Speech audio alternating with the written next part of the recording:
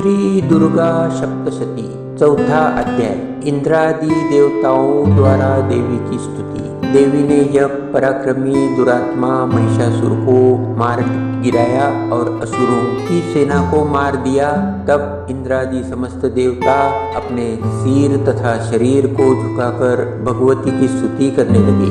जिस देवी ने अपनी शक्ति से यह जगत व्याप्त किया है और जो संपूर्ण देवताओं तथा महर्षियों की पूजनीय है, उस अंबिका को हम भक्तिपूर्वक नमस्कार करते हैं। वह हम सबका कल्याण करे। जिस अतुल प्रभाव और बल का वर्णन भगवान विष्णु, शंकर और ब्रह्मा जी भी नहीं कर सके, वही चंडिका देवी इस संपूर्ण जगत का पालन करे और अशुभ भय का नाश करे। पुण्यात्माओं के घटों में तुम स्वयं लक्ष्मी रूप हो और पापियों के घरों में तुम अलक्ष्मी रूप हो और सत्कुल में उत्पन्न होने वालों के लिए तुम लज्जा रूप होकर उनके घटों में निवास करती हो। हम दुर्गा भगवती को नमस्कार करते हैं। हे देवी, इस विश्व का पालन करो। हे देवी, हम तुम्हारे अचिंत्य रूप का किस प्रकार वर्णन करें। असुरों का नाश करने वाले भारी पराक्रम तथा समस्त देवताओं और दैत्यों के विषय में जो तुम्हारे पवित्र चरित्र है, उनका हम इस प्रकार वर्णन करें। हे देवी, त्रिगुणात्मिका होने पर भी तुम संपूर्ण जगत की उत्पत्ति का कारण हो। हे देवी, भगवान विष्णु, शंकर आदि किसी भी देवता ने तुम्हारा पार नहीं पाया। तुम सबके आश्रय हो। यह संपूर्ण जगत तुम्हारा ही अंश रूप है, क्योंकि तुम सबकी आदिभूत प्रकृति हो। हे देवी, तुम्हारे जिस नाम के उच्चारण से संपूर्ण यज्ञों में सब देवता तृप्ति लाभ करते हैं, वह स्वाहा तुम ही हो। जिसके अतिरिक्त तुम पितरों की तृप्ति का कारण हो, इसके लिए सब आपको स्वधा कहते हैं। हे देवी, वह विद्या जो मोक्ष को देने वाली है, जो अचिंत्य महाजान स्वरूपा है, तत्वों के सार को वश में करने वाले, संपूर्ण दोषों को दूर करने वाले, मोक्ष की इच्छा वाले मुनिजन जिसका अभ्यास करते हैं, वह तुम ही हो। तुम वाणी रूप हो और दोष रहित रूप तथा यजुर्वेदों की एवं उद्गीत और सुंदर पदों के पाठ वाले सामवेद की आश्रय रूप हो। तुम भगवती हो। इस विश्व की उत्पत्ति एवं पालन के लिए तुम वार्ता के रूप में प्रकट हुई हो और तुम संपूर्ण संसार की पीड़ा हरने वाली हो। हे देवी, जिससे सारे शास्त्रों को जाना जाता है, वह मेधा शक्ति तुम ही हो और दुर्गम भवसागर से पार करने वाली नौका भी तुम ही हो। लक्ष्मी रूप से विष्णु भगवान के हृदय में निवास करने वाली और भगवान महादेव द्वारा सम्मानित गौरी देवी तुम ही हो। मंद मुस्कान वाले निर्मल पूर्णचंद्र बिंब के समान और उत्तम सुवर्ण की मनोहर कांति से कामनीय तुम्हारे मुख को देखकर भी महिषासुर क्रोध में मर गया। यह बड़े आश्चर्य की बात है। और हे देवी, तुम्हारा यही मुख जब क्रोध से भर गया तो उदय काल के चंद्रमा की भांति लाल हो गया और तनी हुई भौहों के कारण विकराल रूप हो गया। उसे देखकर भी महिषासुर के शीघ्र प्राण नहीं निकल गए। यह बड़े आश्चर्य की बात है। आपके कुपित मुख के दर्शन करके भला कौन जीवित रह सकता है। हे देवी, तुम हमारे कल्याण के लिए प्रसन्न हो।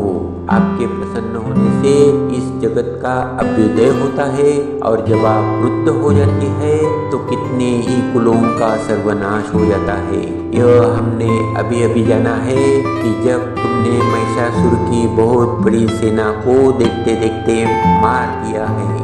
हे देवी, सदा अभ्युदय यानी प्रताप देने वाली तुम जिस पर प्रसन्न हो जाती हो, वही देश में सम्मानित होते हैं। उनके धन यश की वृद्धि होती है, उनका धर्म कभी शिथिल नहीं होता है और उनके यहाँ अधिक पुत्र पुत्रियां और नौकर होते हैं।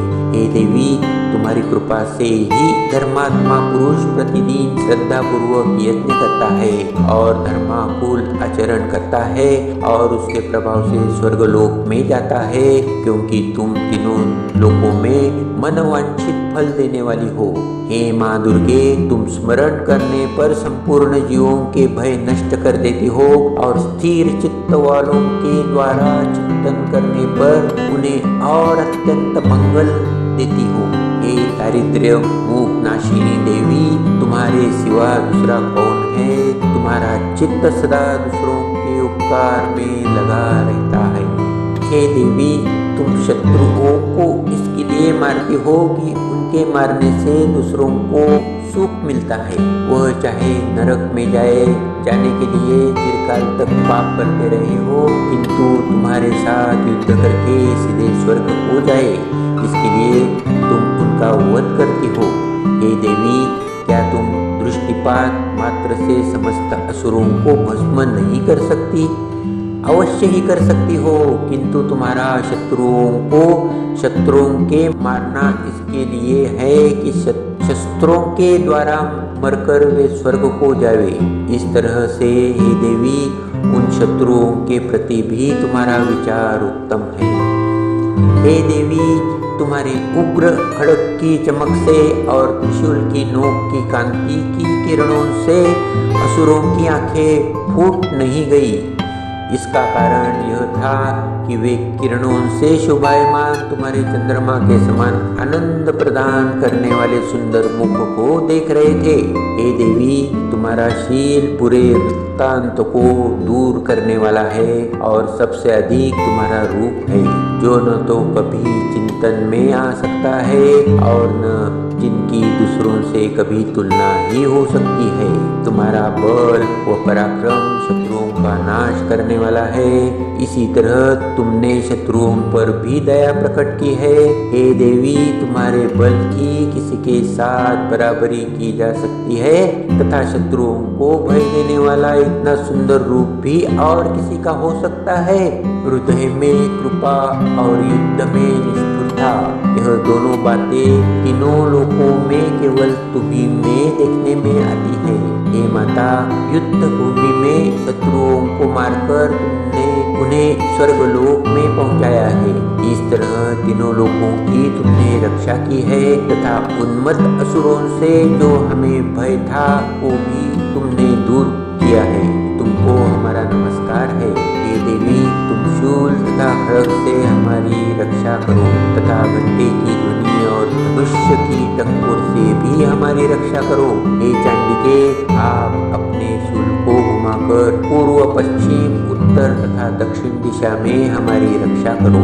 तीनों लोकों में जो तुम्हारे सौम्य रूप है तथा घोर रूप है, उनसे हमारी रक्षा करो तथा इस पृथ्वी की रक्षा करो।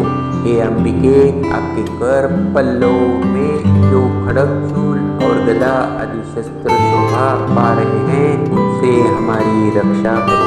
महर्षि बोले कि इस प्रकार जब जब देवताओं ने जगत माता भगवती की स्तुति की और नंदनवन के पुष्पों तथा गंध अनुरूपों द्वारा उनका पूजन किया और फिर सबने मिलकर जब सुगंधित और दिव्य धूपों द्वारा उनको सुगंधित निवेदन की, तब देवी ने प्रसन्न होकर कहा, हे देवताओं, तुम सब मुझसे मनवांछित वर मांगो। देवता बोले, हे भगवती, तुमने हमारा सब कुछ कार्य कर दिया, अब हमारे लिए कुछ भी मांगना बाकी नहीं रहा, क्योंकि तुमने हमारे शत्रु महिषासुर को मार डाला है। हे महेश्वरी, तुम इस पर भी यदि हमें कोई वर देना चाहती हो तो बस इतना वर दो कि जब जब हम आपका स्मरण करें तब तब आप हमारी विपत्तियों को हरण करने के लिए हमें दर्शन दिया करो। हे अंबिके, जो कोई भी तुम्हारी स्तुति करे तुम उनको वित्त, समृद्धि और वैभव देने के साथ ही